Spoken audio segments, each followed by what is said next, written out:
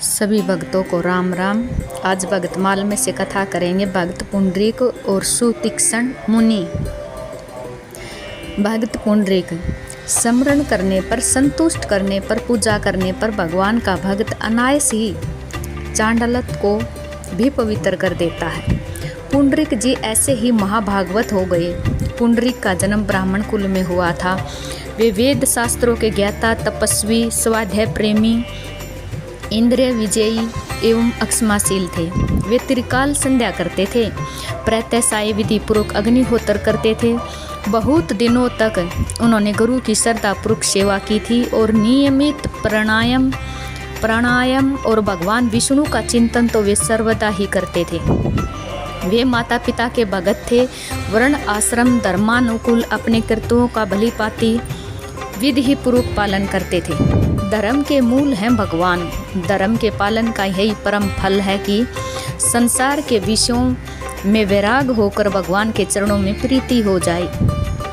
भगवान की प्रसन्नता के लिए ही लौकिक वैदिक समस्त कर्मों का पुंडरीक पालन करते थे। ऐसा करने से उनका हृदय शुद्ध हो गया और संसार के किसी भी पदार्थ में उनकी आसक्ति, ममता, सप्राह या कामना नहीं रह गई। वे माता पिता, भाई बंधु, मित्र, सखा, सुहृद संबंधी आदि स्नेह के मोह के बंधनों से छूट गई। उनके हृदय में केवल एकमात्र भगवान को प्राप्त करने की ही इच्छा रह गई।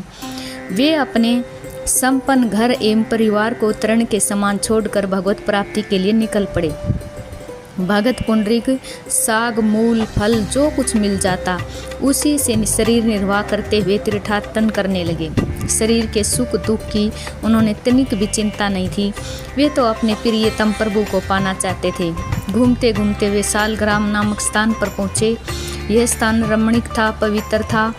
यहाँ अच्छे तत्वज्ञानी महात्मा रहते थे। अनेक पवित्र जलाशय थे। पुंडरीक ने उन तीर्थ कुंडों में स्नान किया। उनका मन यहाँ लग गया। यहीं रहकर अब वे भगवान का निरंतर ध्यान करने लगे। उनका हृदय भगवान के ध्यान से आनंद मगन हो गया। वे हृदय में भगवान का दर्शन पाने लगे। अपने अनुरागी भगत को दया में भगवान सदा ही स्मरण रखते हैं। प्रभु ने देव ऋषि नारद को पुंडरीक के पास भेजा कि वे उसे भोले भगत के भाव को पुष्ट करें। श्री नारद जी परमार्थ के तत्वज्ञ तथा भगवान के हृदय स्वरूप हैं।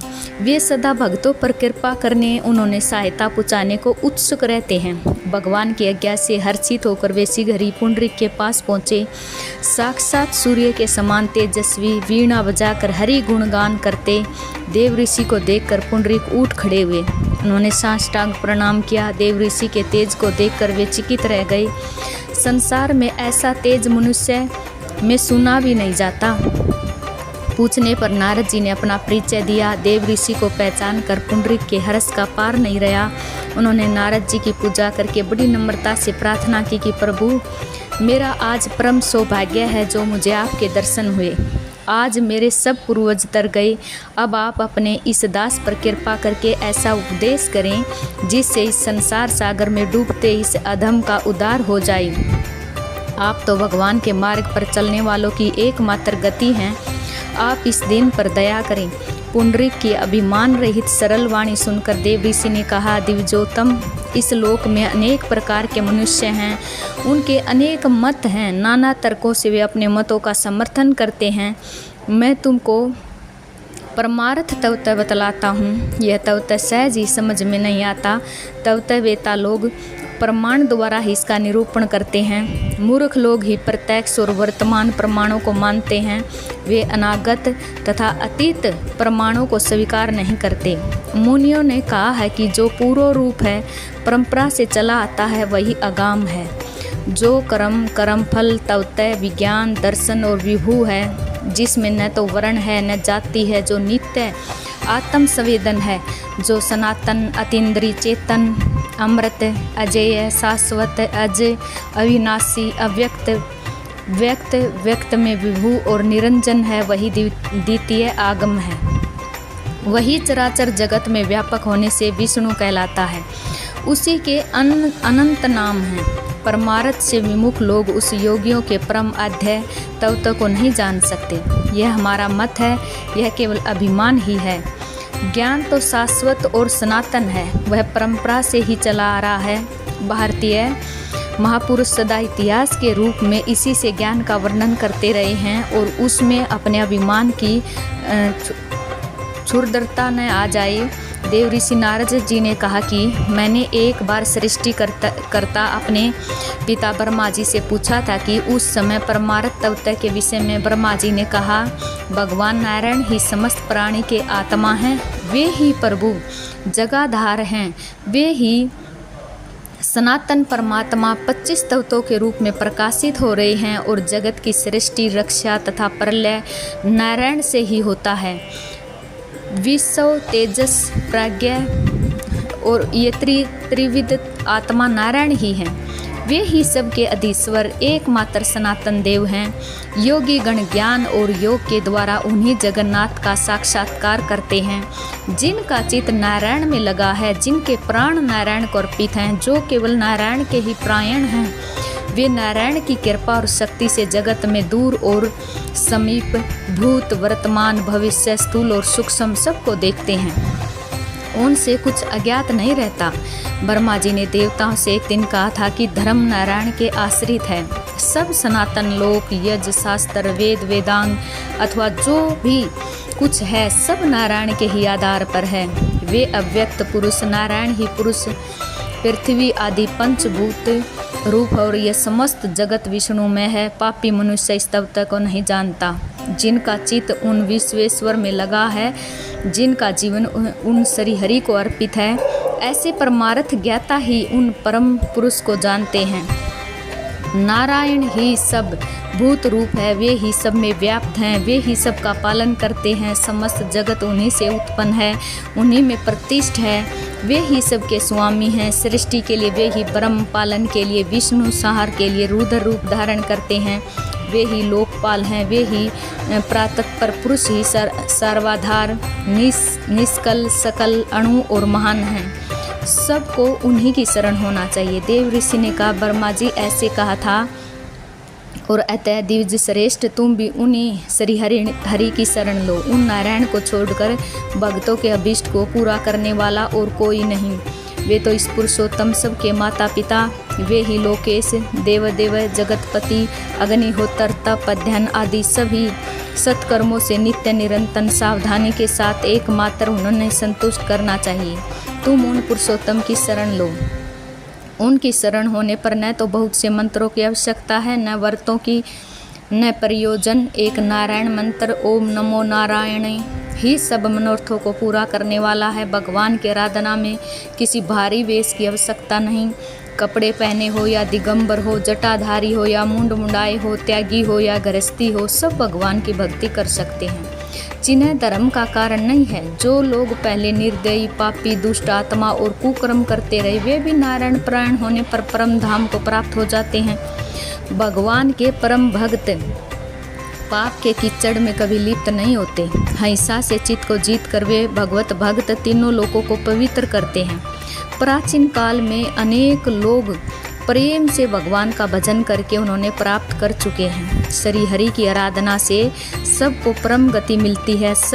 उसके बिना कोई परम पद नहीं पा सकता।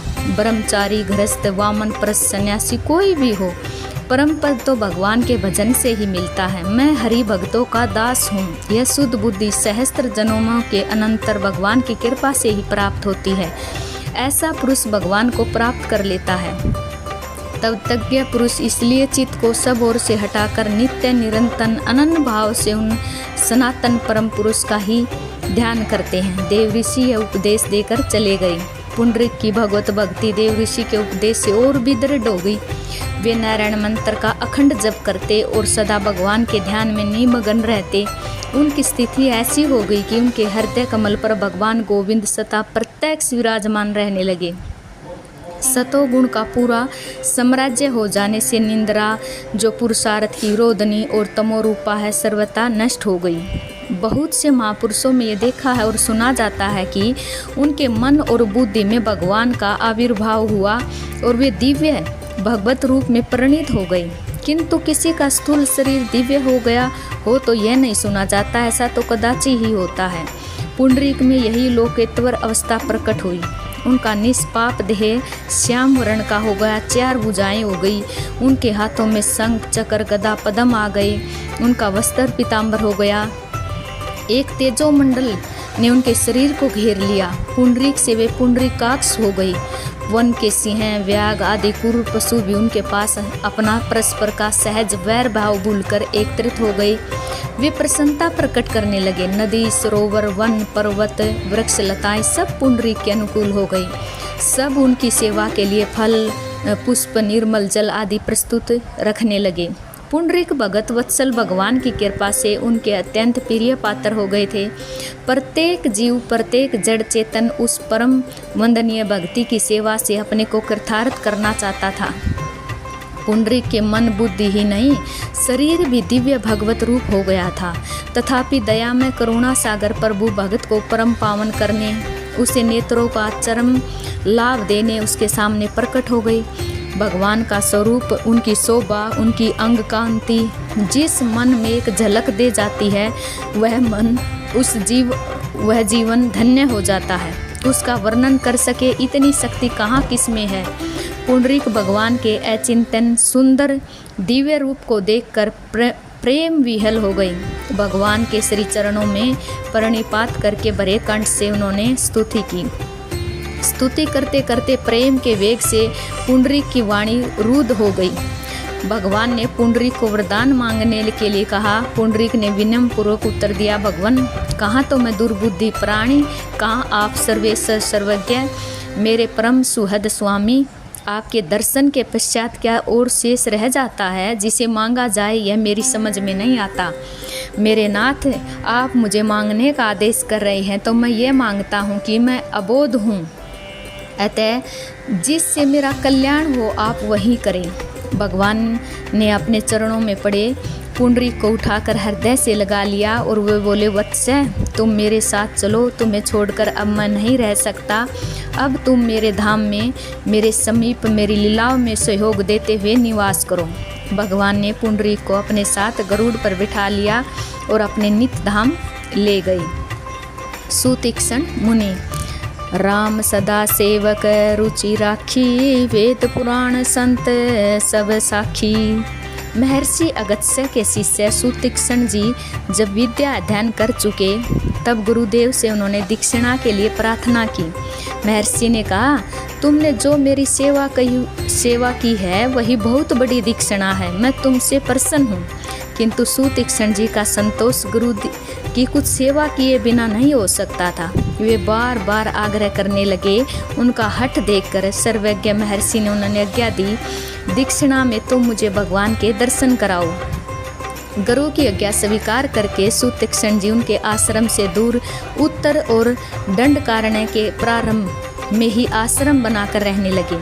उन्होंने गुरुदेव से सुना था कि भगवान श्री राम अयोध्या में अवतार लेकर इसी मार्ग से रावण का वध करने लंका जाएंगे।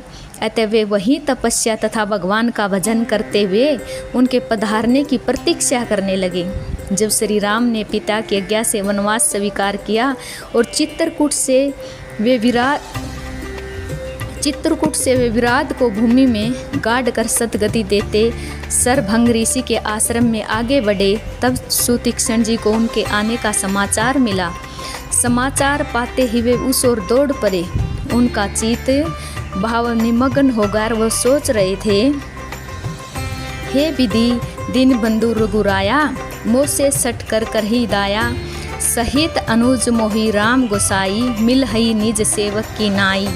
मोरे जिये भरोसे दृढ़ नाही, भक्ति वृत्ति न ज्ञान मन माही। नहीं सत्संग जोग जप जागा, नहीं दृढ़ चरण कमल अनुरागा। एक बाणी करुणा निधान की, सो प्रिय जाके गति न आन की। होई सुफल आज मम लोचन, देखे बदन पंकज भव मोचन। प्रेम की इतनी बाढ़ हृदय में आई कि मुनि अपने को भूल ही गए। उन्होंने ये भी स्मरण नहीं रहा कि वे कौन हैं, कहाँ हैं, क्या कर रहे हैं और कहाँ जा रहे हैं। कभी भी कुछ दूर आगे चलते, कभी खड़े होकर श्री राम, रघुनाथ, कौशल्यानंदन आदि दिव्य नाम लेकर कीर्तन करते हुए नृत्य करने लगते। कभी पीछे लौट पड़ते। श्री राम, लक्ष्मण और जानकी जी वृक्ष की आड़ में छिपकर मुनि की अद्भुत प्रेम विभोर दशा देख रहे थे। नृत्य करते करते सुतीक्ष्ण के हृदय में श्री राम की दिव्य झांकी हुई और वे मार्ग में ही बैठकर ध्यानस्थ हो गई। आनंद के मारे उनका एक एक रोम खिल उठा। उसी समय श्री राम उनके पास आ गए। उन्होंने मुनि को पुकारा, हिलाया, अनेक प्रकार से जगाने का प्रयत्न किया, किंतु वे तो समाधि दिशा में थे। अंत में श्री राम ने जब उनके हृदय से उनका आराध्य द्विभुज रूप दूर करके वहाँ अपना चतुर्भुज रूप प्रकट किया, तब मुनि के व्याकुल होकर नेत्र खोल दिए और अपने सम्मुख ही श्री जानकी जी तथा लक्ष्मण जी सहित श्री राम को देखकर वे प्रभु के चरणों में गिर पड़े।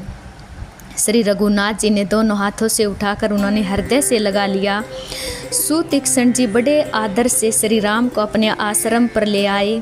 वहाँ उन्होंने प्रभु की पूजा की, कंद मूल और फल से उनका सत्कार किया और उनकी स्तुति की। श्री राम ने उन्होंने वरदान दिया, अविरल भक्ति ज्ञान विज्ञान हो सकल गुण ज्ञान निधाना। कुछ दिन श्री राम मुनि से पूजित सत्कृत होकर उनके आश्रम में रहे। वहाँ से जब वे महर्षि अगस्त्य के पास जाने लगे, तब मुनि ने साथ चलने की अनुमति मांगी। उनका तात्पर्य समझकर प्रभु ने हंसकर आज्ञा दे दी। जब प्रभु अगस्त्य के पास पहुँचे, तब आगे जाकर दंडवत प्रणाम करके सुतीक्ष्ण ने अपने गुरुदेव से निवेदन किया, नाथ कौशल्याधीश कुमारा, आए मिलन जगत आधारा, रामानुज समेत विदेही, निस दिन देव जपत हऊँ जेही। गुरुदेव की गुरु दीक्षिणा के रूप में इस प्रकार उनके द्वार पर सर्वेश्वर सर्वाधार श्री राम को लाकर खड़ा कर देने वाले सुतीक्ष्ण मुनि धन्य हैं, धन्य है उनकी भक्ति का प्रताप। सभी भक्तों को राम राम।